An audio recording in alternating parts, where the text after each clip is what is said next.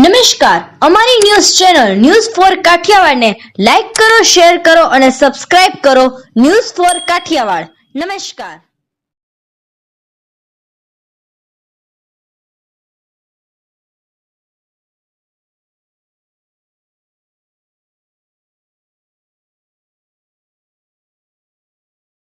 તાજેતરમાં કેશોદના લોકો માટે ખુલ્લો મૂકવામાં આવેલ નવનિયુક્ત ગાર્ડન અને બગીચામાં આવેલા કેન્ટીન અને જીમને જાહેર હરાજી દ્વારા ભાડે આપવાનો પાલિકાએ કોન્ટ્રાક્ટ આપ્યો છે અને આ ભાડાની આવક બગીચાના મેન્ટેનન્સમાં વપરાશે તેમ જાણવા મળ્યું છે.